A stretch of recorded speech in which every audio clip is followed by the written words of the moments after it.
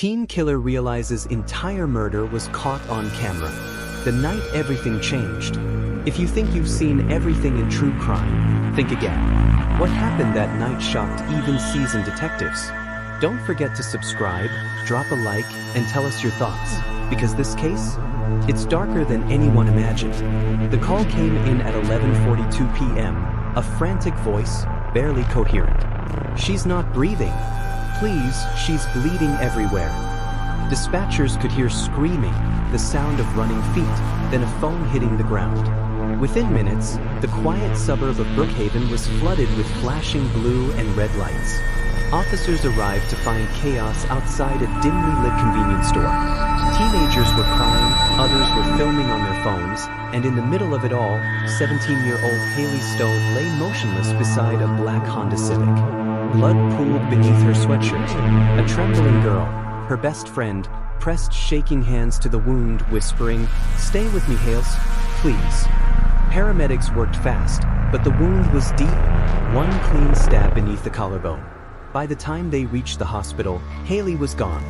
The news spread through Brookhaven before dawn.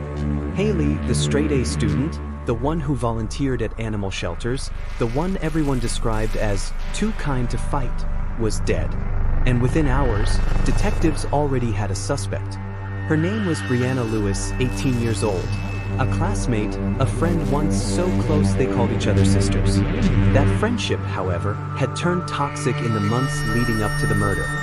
Friends said it started with jealousy, over a boyfriend, a scholarship, maybe something more personal.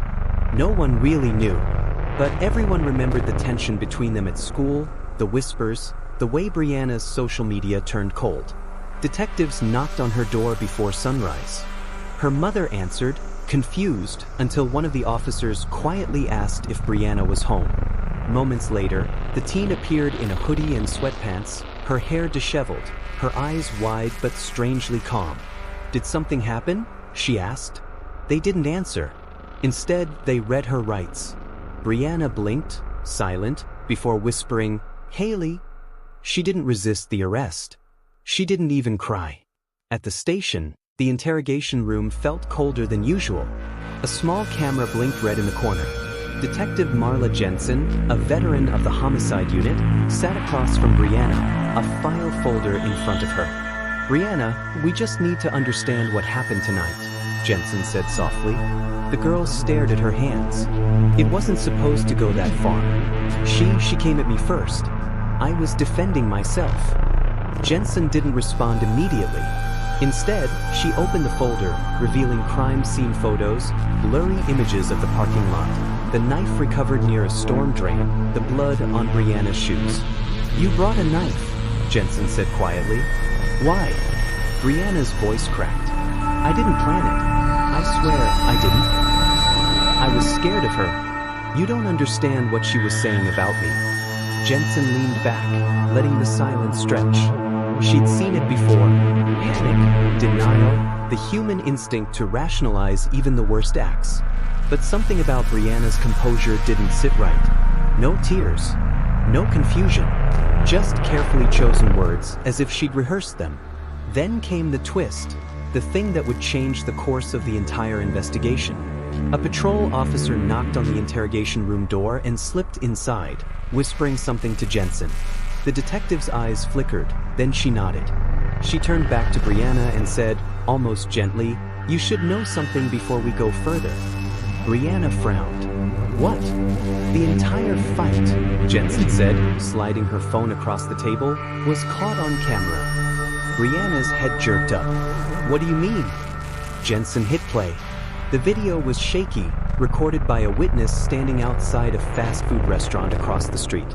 The screen showed two figures arguing near a parked car. The voices were muffled, but the tone was unmistakable, fury and fear colliding. Then came the shove, the swing, the flash of metal under the streetlight. Brianna watched herself step forward, knife in hand, striking once, then backing away as Haley collapsed. Her face drained of color.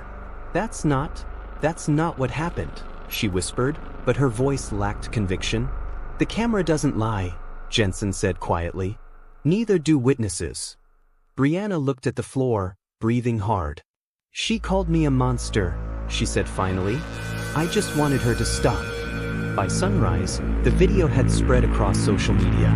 Clips appeared on TikTok, Snapchat, and Instagram within hours, some showing the fight, others speculating on motives. Haley's classmates posted tribute videos. Brianna's old photos filled with angry comments. The case had gone viral before the coroner even finished the autopsy. Detectives faced a new challenge, separating online rumors from real evidence. Some claimed Brianna had planned the attack for weeks. Others said Haley had been bullying her. None of it added up. When investigators searched Brianna's phone, they found a series of text messages between the two girls from the day before the murder. Most were angry, full of blame, but one stood out. It was sent just 3 hours before Haley's death. "You'll see what you made me do." Detective Jensen stared at that message for a long time. It didn't sound like fear. It sounded like intent. Meanwhile, in a quiet neighborhood across town, a boy named Ethan Ward scrolled through his camera roll, his hands shaking. He'd been one of the witnesses, the one who filmed the fight. What he hadn't told police yet was that his video was longer than the one circulating online. His footage didn't just show the stabbing, it showed what happened after. The problem was, Ethan wasn't sure he wanted anyone to see it. Because if the truth came out, it wouldn't just destroy Brianna's life, it might destroy someone else's too. He looked at the screen one more time, hesitated, and whispered, "They can't know." Then he deleted the file. They say the camera never lies. But sometimes, it doesn't tell the whole truth either. If you're still here, buckle in, because what you're about to hear next takes this case from shocking to something no one could have predicted. Don't forget to hit subscribe because stories like this only get darker from here. When Detective Marla Jensen returned to her office the next morning, she already knew the headlines. Teen killers fight caught on camera. Betrayal turns deadly in Brookhaven. Reporters were calling non-stop, and online forums had turned the case into entertainment. But behind the viral chaos, Jensen sensed something off. A fracture in the story everyone thought they understood. The video evidence was damning. It showed Brianna attacking Haley. The timing matched. The knife recovered from the scene carried Haley's DNA. It should have been an open and shut case. Yet, one detail gnawed at Jensen: the shadows. In the background of the footage, barely visible in the reflection of a store window, there was someone else. A third figure. Jensen froze the frame and zoomed in. It was distorted, but clear enough to make out a tall shape standing just beyond the light. Watching. Not running. Not shouting. Just standing there. She called her partner, Detective Ruiz. "Check the witness list again," she said. "Did anyone mention a third person?"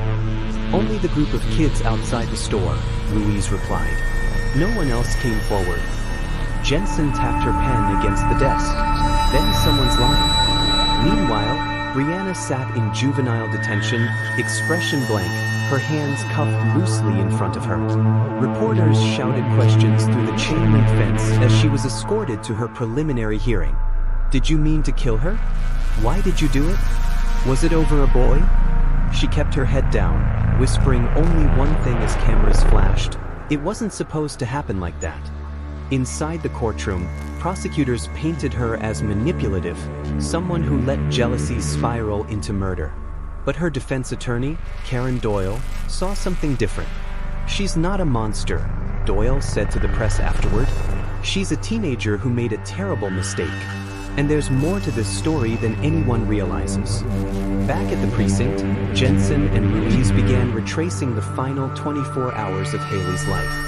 Phone records showed multiple calls between the two girls, none longer than 2 minutes. Then, a final call at 11:16 p.m., just 26 minutes before the stabbing.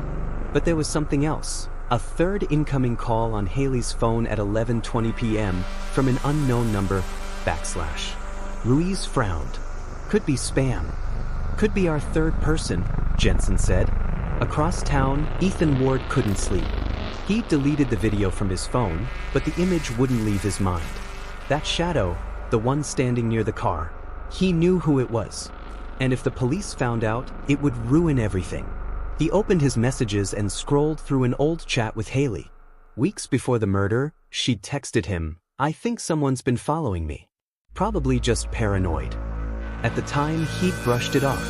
But now, her words echoed like a warning. Ethan's phone buzzed. A message from an unknown number. Don't say a word about the video. You don't know what you're getting into. His heart dropped. He didn't reply. Instead, he turned off the phone, but deep down, he knew it was already too late. Someone else knew he'd seen the truth. 3 days later, a new video surfaced online. Not the one the police had, this one was longer. It showed the same fight, but from a different angle. The footage was grainier, filmed from behind a parked truck. It captured the entire confrontation from start to finish, including the moment a male voice shouted something seconds before the stabbing. When detectives got their hands on it, the case cracked wide open. "Freeze that," Jensen said. "Enhance the audio." A technician boosted the sound. The words were faint but audible. "Do it, Bree. Just do it." The room fell silent. Ruiz looked up. Someone told her to stab? Jensen's stomach turned. "Looks that way." Investigators traced the new footage to an anonymous online upload. The metadata led them to a burner account created just hours after the murder. The IP address was masked, but the upload location was roughly 2 miles from Ethan Ward's neighborhood. They brought him in for questioning. He looked pale, exhausted, eyes darting between the two detectives. "I told you everything I saw," he said. "Then explain this," Jensen said, sliding the printed frame across the table. It showed Ethan's reflection in the truck window, holding his phone. He swallowed hard. "That's not me." "Ethan, lying makes this worse," Ruiz said gently. "You were there. We can see you." Tears filled his eyes. "I didn't want any of this. I just wanted to stop them from fighting." "Then why delete the video?" Jensen asked. He hesitated, breathing unevenly. Because someone told me to." "Who?" Silence. Then a whisper. "Haley's boyfriend." The name hit the room like a spark. Jason Reed, 19 years old, local college freshman.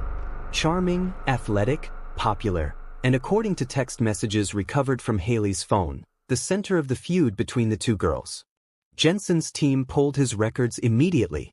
Something didn't fit his innocent bystander persona. 2 previous reports of assault. A restraining order filed and dropped by another girl last year. When they found Jason, he was working at a local gym. He seemed calm when officers approached. "This about Brianna?" he asked casually. "I already told you I wasn't there."